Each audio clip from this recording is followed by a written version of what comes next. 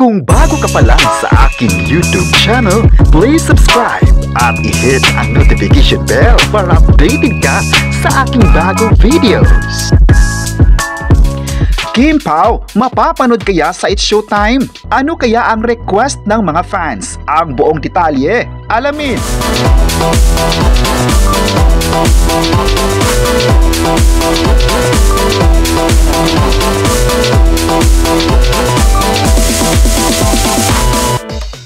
Ngayong oras ay patindi ng patindi ang pag-trending ng dalawang sikat na actors ng bansa na sina Kim Chiu at Paolo Abilino.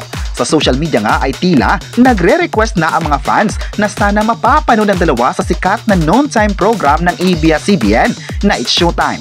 Dahil nga usap-usapan na pansamantala munang uuwi ng Manila ang dalawa para sa nalalapit na asap natin to England, ay nagre-request sila na sana mapapanood muna sila sa It's Showtime. Ayon pa ng mga fans, sana naman ay bumisita muna sila at para makikita ng mga fans ang kanilang sweetness sa TV. Marami kasi ang nakakamiss sa dalawa mula nung nag-guest din sila sa programa. Alalang nitong last episodes na nag-guest nila ay trending ang pagpapakilig nila sa mga viewers. Marami din sa mga audience nito ay nagulat sa kilig na dala ng dalawa sa loob ng studio. Kaya hindi talaga maiiwasan kung bakit grabe naman ang pagmamahal ng mga fans sa kanila. May mga fans naman na nagsabing sana marami pa silang mga TV guestings or mall events para makita ng mga fans ang kanilang iniidolo.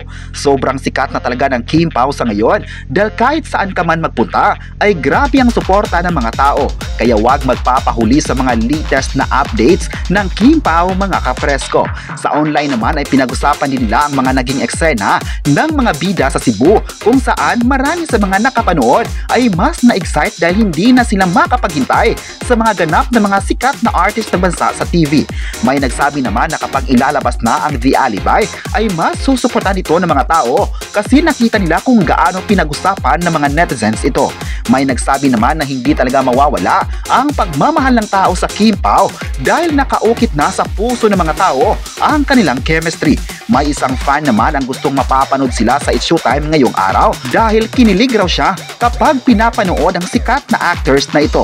Deserve raw talaga na mahalin at susuportahan dahil napaka down to earth ang mga ito at napakagaling sa larangan ng acting.